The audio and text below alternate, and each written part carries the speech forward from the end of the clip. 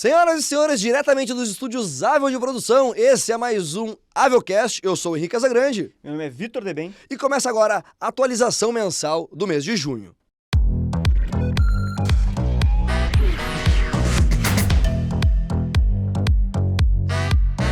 Então, pessoal, só para definir as regras do jogo, nós vamos abordar sobre Estados Unidos, sobre a Europa e sobre o Brasil. Claro, falando de alguns indicadores como Selic, inflação e PIB, e também falando sobre economia e política. Perfeito, Vitor. E para quem nos assiste, para quem nos escuta, nos acompanha, é bacana a gente dar um pontapé inicial com os Estados Unidos, porque, querendo ou não, é uma grande diretriz do mundo, o que impacta lá, impacta em grande parte no resto do planeta.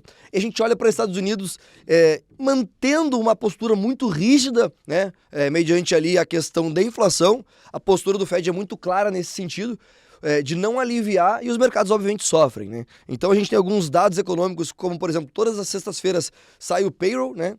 E vem de uma forma crescente, ou seja, enquanto cresce a questão da geração de empregos, a economia segue aquecida. Quando a economia segue aquecida, a gente não vê espaço ali para um corte de juros eventualmente. Porque, obviamente, os juros mais elevados eles servem para segurar essa questão inflacionária. Então não está sendo fácil o trabalho do Fed. Um ano de 2023 para os Estados Unidos, não só para os Estados Unidos, mas pegando a economia americana como foco, é um ano desafiador. É um ano de muita responsabilidade através de Jerome Powell e outros dirigentes para justamente conter essa onda inflacionária. A gente já vem falando isso de uma forma repetitiva, né, em atualizações, mas o cenário é esse. O nosso papel é estar comunicando quem nos escuta, porque de fato não houve uma mudança em relação à postura do Fed nesse sentido, apesar do mercado ansiar por isso, né?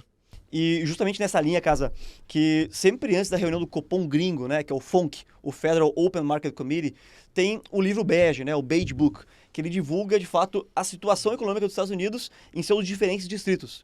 Porque os Estados Unidos, de fato, é diferenciado, é dividido em vários pequenos países e cada um tem o seu vice-presidente do Fed, que são os famosos Fed Boys. Perfeito.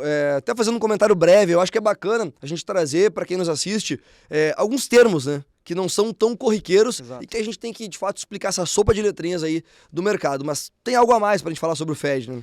Tchê, é exatamente isso. E eu acho super importante ressaltar que no dia 31 de maio agora foi divulgado esse último livro bege. Ele mostrou um arrefecimento da economia americana, claro, uma contração da economia, do PIB de fato. O que trazia, de certa forma, algum ânimo de reduzir juros? Exato, perfeito. Exatamente isso. Só que indo nessa linha também mostra uma inflação que não está necessariamente caindo à medida que espera a meta do Banco Central americano. Eu acho que é bacana a gente trazer, né, vindo nessa linha que tu trouxe. Existem alguns dados que dividem opiniões, mas ainda não são satisfatórios para, de fato, o Fed tomar essa medida mais branda em relação a juros, de manter, né? Porque eu acho que só o fato de manter já é uma comemoração, de não seguir aumentando, de estabilizar e depois, obviamente, vir a baixar. Acho que não tem ainda uma unanimidade a ponto de tomar essa decisão. E esse ponto é interessante porque nesse livro, nesse relatório, ele acaba divulgando a opinião e a visão para o mercado americano desses presidentes distritais, os Fed Boys. Sim. E tem um específico chamado James Bullard, né, que é o presidente lá de St. Louis, que ele sempre acaba sendo o cara mais agressivo, mais pessimista frente à visão de mercado dele. Inclusive, ele é justamente o único que fica na mídia, né? Se você procurarem, por exemplo, sobre o livro bege, comentário do Fed, sempre vai ter uma entrevista dele, que acaba sendo um pouco mais negativo frente à perspectiva econômica americana. Sim. E a tendência, segundo a visão do próprio James Bullard, é de que na reunião do Fed, agora do FONC, que vai ter no final desse mês, a taxa de juros não se mantenha entre 5 e 5,25, que é a faixa que se encontra hoje, mas inclusive possa vir a subir. Sim. Detalhe importante é que, por ele ser o cara mais pessimista, ele foi o único que acertou o patamar que se encontra os juros dos Estados Unidos hoje. Somente ele falava que está acima de 5%. O restante não. Quem é que está certo agora? Isso me preocupa. Exatamente. Eu acho que é bacana a gente trazer esse ponto, porque no mercado financeiro não existe dono da verdade, né? Então existe também um consenso que vai sempre acertar. Prova disso foi o caso que tu acabou de citar, né? Enquanto existia, entre aspas, um consenso dos outros vice-presidentes distritais, existia um que tinha uma posição antagonista e que foi, de fato, o que mais acertou. Né? Então ninguém tem bola de cristal no mercado, esse é um jargão que a gente utiliza, mas que é muito verdade, né? E Vitor, assim, quando a gente viaja dos Estados Unidos para a Europa, eu hoje não consigo enxergar algo muito diferente. Eu acho que, salvo as suas proporções, né? Então, pegando a União Europeia, pegando nos Estados Unidos, cada um com o seu momento de superar a crise, superar aí esses reflexos pós-pandemia, mas a gente vê uma situação muito semelhante, né? Exatamente, Casa. A principal diferença entre Estados Unidos e Europa hoje é a geográfica, né? Porque economicamente é muito similar, embora a Europa esteja num cenário um pouquinho mais desafiador, né? No mês passado foi divulgado o PIB do primeiro trimestre de 23 e na Europa vem em linha com a projeção, que era uma alta de 0,1%. A gente pode olhar esse número e falar que, sensacional, teve uma alta no PIB. Entretanto, tem duas visões que eu até anotei aqui que eu acho bem válidas a trazer. A primeira é de que a economia está próxima de uma contração, e isso mostra que a inflação ela pode não seguir subindo e pode ceder um pouco a ponto de que a alta de juros não siga por lá. De repente ali um final de curva, muito provavelmente. Essa sim é uma das visões. Agora, a segunda é um pouco mais preocupante. Se o PIB foi 0,1, quer dizer que a recessão pode estar chegando. Para uma recessão chegar, basta que duas leituras de PIB consecutivas fiquem negativas. Isso é uma recessão técnica no mercado financeiro. E é justamente isso que preocupa por lá. Mas aí tem um ponto importante. Se uma recessão está acontecendo por lá e está próxima de acontecer, teoricamente, a inflação estaria cedendo. Uhum. Só que não, Casa. No dia 19 de maio foi divulgada a inflação de abril. E ela veio acima da expectativa. Então, a economia está contraindo, inflação subindo. O que me preocupa é a decisão que a presidente do Banco Central na zona do euro, a Christine Lagarde, vai ter que tomar. Perfeito. Porque não tem outra alternativa se não seguir subindo juros em meio a uma recessão. Então a situação lá é um pouco caótica comparado ao resto do planeta. E não dá para esquecer também, quando a gente fala de Europa, a gente já vem trazendo isso de uma forma consistente, ainda não acabou a guerra, né? Então isso também é um ponto que traz mais um tempero, digamos, para todo esse caldeirão que tem sido aí uma gestão política monetária desses países, né? Quando a gente fala de União Europeia, talvez o quebra-cabeça seja ainda mais difícil, porque envolve inúmeros países de diferentes culturas, de diferentes gestões. A gente, durante muito tempo, via a Alemanha, por exemplo, sendo o país principal puxando a economia da Europa, e ela sofreu muito também com questões de restrições agora na guerra entre Rússia e Ucrânia, não só a Alemanha, mas colocando a Alemanha aí como um país no foco. E ainda existe a dependência por parte da Alemanha do gás natural russo. Exatamente. A África está conseguindo suprir a demanda de gás natural para a Europa, só que não chega a 100% à Alemanha. Perfeito. Então há sim uma dependência da Rússia ainda por parte da Europa. E o que não torna a situação ainda mais caótica, até comentamos isso, foi que dessa vez o inverno não foi tão rigoroso quanto se imaginava. O que, obviamente, poderia ter piorado e muito a situação em relação à calefação na Europa, em relação a países que, de fato, enfrentam invernos mais rigorosos. Esse foi um ponto positivo aí que deu de certa forma, uma amenizada Perfeito. na situação ali europeia. A gente falou sobre Estados Unidos, a gente falou sobre Europa, a gente pode estar abordando um pouco sobre China, que, dentre esses países, aparentemente vem na contramão, né? Vem com uma projeção de crescimento, falamos na última atualização de 5,5, 5,6 de PIB, né? Superando o ano de 2022, por conta também de uma flexibilização maior na política de Covid-0, porque a China, hoje, ela precisa exportar muito e importar também, para que ela se mantenha ali crescendo, e a questão dos portos impactou muito, né? A economia no ano passado. Então, isso, de certa forma, pode ter tirado aí algumas casas aí do crescimento chinês. O que a gente enxerga, olhando para Estados Unidos e olhando para a China enquanto parceiros comerciais do Brasil, é que o crescimento de ambos vai puxar o Brasil também. Independente da conotação política, a gente não vive um super ciclo de commodities como vivia, por exemplo, no primeiro mandato do Lula, mas a gente torce para que esses países também cresçam, ou se houver aí de fato essa recessão nos Estados Unidos, na Europa, países que têm relações comerciais com o Brasil, que seja algo o mais brando possível, que consiga fazer um turnaround da forma mais rápida possível. Agora, a China apresentando projeções positivas favorece o Brasil. Os Estados Unidos trazendo aí um cenário não tão ruim quanto se eventualmente se espera, já traz também uma visão positiva para o Brasil. Agora, o ponto é entender se a gente, enquanto país, está fazendo o nosso tema de casa. E aí que entram alguns dos tópicos que a gente vai trazer hoje para estar abordando. Obviamente política, obviamente arcabouço e alguns encontros que o presidente Lula vem tendo aí com outros presidentes aí da América do Sul, né? Cara, exatamente, tá? Vou começar falando de política aqui, tá? Claro. Acho que é mais tranquilo. Vamos lá, eu trouxe alguns dados importantes. Nós passamos 5 meses desse mandato, terceiro mandato do governo Lula, e o interessante é que não é visto de uma maneira tão positiva esse mandato por enquanto. Detalhe importante, que tem uma grande falta de articulação política por parte do governo junto ao Congresso, né, junto à Câmara e ao Senado. E aí os dados que eu trago são o seguinte: esse é o governo dos últimos 20 anos que tem o maior número de medidas provisórias, as MPs, né, que não estão sendo aderentes ao Congresso.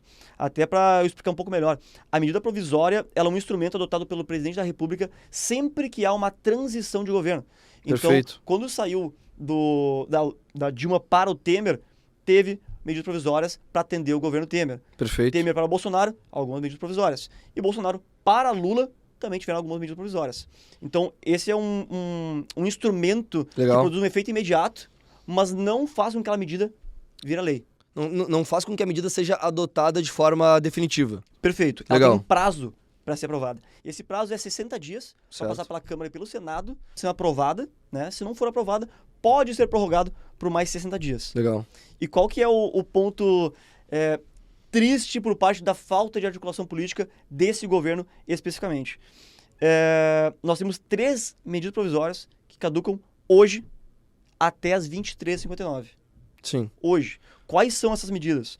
A extinção da Fundação Nacional de Saúde, a FUNASA, a transferência do Conselho de Controle de Atividades Financeiras, o COAF, né, que acaba verificando as questões financeiras junto ao Banco Central. Pra gente que trabalha no mercado financeiro, inclusive, isso é tema de aprovação em certificado da Ancor, por exemplo, né? Esse agente de mercado, esse órgão que é o COAF.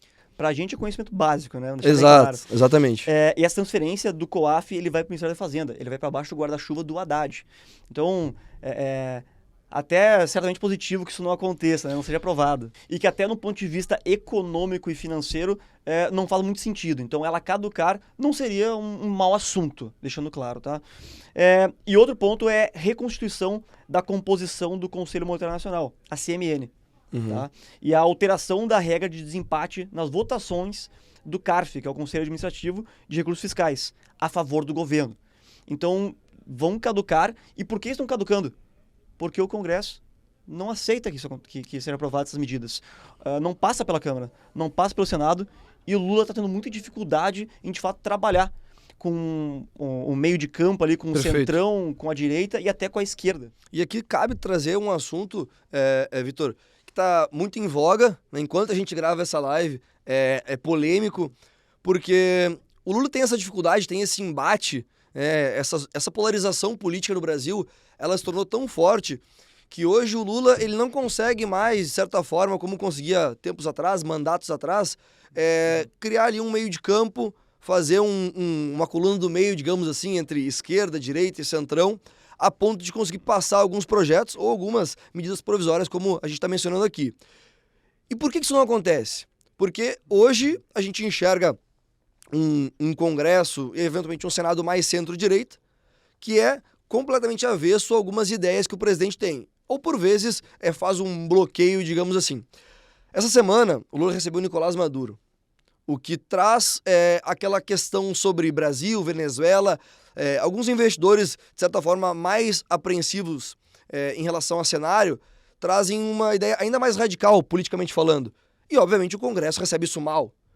Então, algumas falas do Lula, algumas posturas que ele vem tendo, não favorecem justamente o que ele mais precisa, que são acordos políticos dentro da Câmara e do Senado. E o interessante é que desde janeiro, desde que foi feita a posse do presidente pelo terceiro mandato, está tendo uma falta de alinhamento nos discursos. Exato. Então vai lá o Haddad, ele vai lá e concorda com a decisão do Roberto Campos Neto, que é presidente do Banco Central aqui no Brasil, de que a alta de juros, o juro, a Selic, né, deve se manter em 13,75. Aí vai o Lula, fala com o Haddad e diz que não, tem que forçar uma queda para o PIB crescer. Então, é muito diz que me diz que o presidente fala uma coisa, o ministro faz outra, outro ministro faz outra atitude, Tá faltando um alinhamento no próprio governo para que eles consigam tirar essas amarras entre eles e, é claro, conseguir ter qualquer movimentação política dentro da Câmara e Senado. Perfeito. E trazendo um outro exemplo para esse mesmo case que tu trouxe, a gente viu logo após essa posse do Lula, né, em janeiro, ele sendo muito criticado com uma fala frente ao mercado financeiro, né? Ele falou assim, o mercado está muito sensível, a bolsa sobe, a bolsa cai e é assim mesmo. Salve aqui algum termo ou outro, a ideia da fala dele foi basicamente essa. Obviamente, o mercado recebeu muito mal. Perfeito. E depois, vai lá, Simone Tebet apagar um pouco de incêndio, dizendo que não, que sim, que tem que ter responsabilidade fiscal, mas que a ideia do governo é colocar projetos sociais dentro de toda essa questão de arcabouço que a gente vai falar agora também. Então, o que hoje a gente vê? A gente enxerga um descasamento político, e aqui não existe um viés, não existe um certo ou errado, existem fatos que a gente analisa, certo? Há muito tempo não se barrava ou não se caducavam tantas medidas provisórias como vem acontecendo ultimamente. Obviamente isso traz um fato. Inclusive é um recorde que o Lula estabeleceu. Maior número de MPs que estão caducando. Ele está batendo esse recorde hoje. Perfeito. Isso nos traz de uma forma muito clara justamente essa questão de divergência política. E quando a gente fala sobre divergência política, a gente falava muito sobre a questão de responsabilidade fiscal. Qual era o grande medo do investidor, do mercado e do próprio investidor institucional? Eu gosto sempre de deixar um ponto claro. A gente falou sobre uma visão macro, porque existe um investidor estrangeiro que olha para o Brasil como uma oportunidade. Excelente. Tal como um investidor que tem uma pontinha da carteira de uma forma um pouquinho mais arrojada, a gente brinca que é aquela pimentinha da carteira, o investidor estrangeiro também tem. Ele escolhe o Brasil, como um país emergente, para colocar aquela pontinha da carteira de uma forma especulativa, de uma forma arriscada. Só que ninguém vai arriscar mais do que é o plausível, digamos assim. E para o investidor gringo, o Brasil ele é tido como um investimento especulativo. O Brasil, como emergente, ele é colocado como um país bom entre os emergentes, porque ele tem algumas vantagens. Agora, o que é analisado de Brasil é justamente se vai haver responsabilidade, se a dívida não vai ultrapassar os limites plausíveis, porque o dinheiro dele está aqui dentro, certo? Então, para o investidor, para o mercado, para a bolsa, é de extrema importância que a gente tenha ali uma questão de responsabilidade fiscal. Nós tínhamos o teto de gastos, caiu o teto de gastos. O que o mercado esperava? O arcabouço fiscal. E ele veio. Excelente, Nakasa. Essa questão do arcabouço é super importante e tem vários investidores que a gente lida diariamente, né, clientes nossos, além de, lógico, especialistas de mercado que não se agradaram com a proposta do arcabouço. Acham que ela foi muito simples e não resolve o problema do país no longo prazo. E vamos ser bem sinceros, não deve resolver. Só a questão é o seguinte, a gente tem uma reforma da Previdência com o Bolsonaro em 2020, se eu não me engano, que ela tinha uma proposta de ter uma economia de 1 trilhão de reais. 1 tri. E ela foi diluída para 800 bi. Foi uma baita vitória, de qualquer jeito. Vamos levantar as mãos aos céus, porque aconteceu e trouxe uma economia que, lógico, a pandemia acabou engolindo todo esse recurso que foi guardado, né?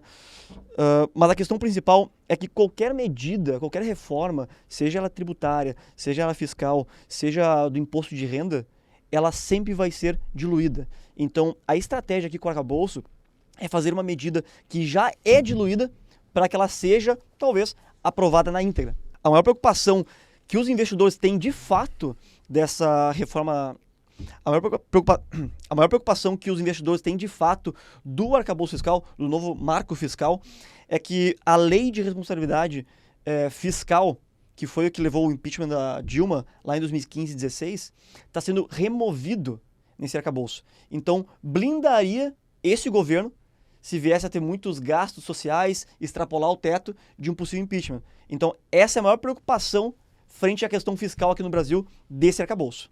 Exatamente, eu acho que é bacana a gente salientar esse ponto, porque a Dilma foi penalizada por justamente pedaladas fiscais, romper demais o teto de gastos, e agora a gente enxerga um modelo novo, É um arcabouço novo que tira justamente essa fiscalização, entre aspas, trazendo uma maior liberdade, né, Vitor? E quem sofre depois é quem? É a gente. Porque tirando esse teto, dando liberdade ao governo de gastar o necessário, a gente cobra na inflação depois.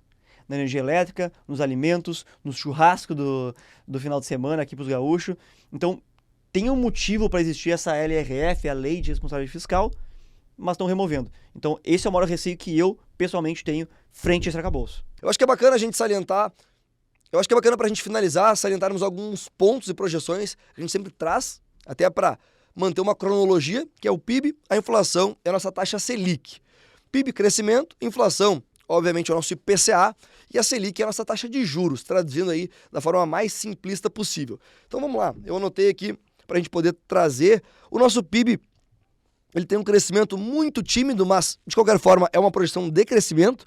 Tinha uma estimativa de 2023 que subiu de 1,2 para 1,23 e 2024 ainda segue em 1,3 de crescimento. Eu acho que com toda essa turbulência que a gente vem passando, ler os demais anos é simplesmente uma projeção que ainda não está bem fundamentada, né, Vitor? É muito especulativo. Exato. E seguindo ali do PIB, é interessante salientar que 1,2% de crescimento para esse ano é uma total surpresa. Porque no começo do ano, nas reuniões lá de janeiro, a visão é o crescimento de 0,3%. Exato. Então, quando a gente vê 1,2%, eu até me impressiono e eu fico esperando as próximas projeções, que são semanalmente divulgadas pelo Boletim Focus, para ver se de repente a gente chega em 1,5%, quem sabe, né, de crescimento aqui no país. Exato. Ou eles erraram muito lá atrás, ou a gente está muito otimista agora, né? Exato. É mais fácil errar lá no começo para depois aumentar a expectativa. Exato. Isso falando de PIB, mas Selic, eu acho interessante trazer isso aqui, os dados que eu vou dar agora, junto com a projeção aqui da XP, da Bolsa para o final do ano. Perfeito. A XP olha uma Bolsa em Bovespa em 130 mil pontos. A última projeção, que foi há 2 meses, era 128. Não mudou tanto assim, mas 130 para o final do ano, ele vai bem em linha com o relatório Focus, que foi divulgado na segunda-feira, que mostra uma queda de Selic para o final desse ano em 12,5%. Sinceramente, eu acho bem otimista. Eu diria que 13,25 é algo que eu botaria a mão no fogo, mas 12,5 eu acho um exagero, mas esperamos que aconteça, né? E para o final de 24, uma queda para 10%. É por isso que agora em janeiro, em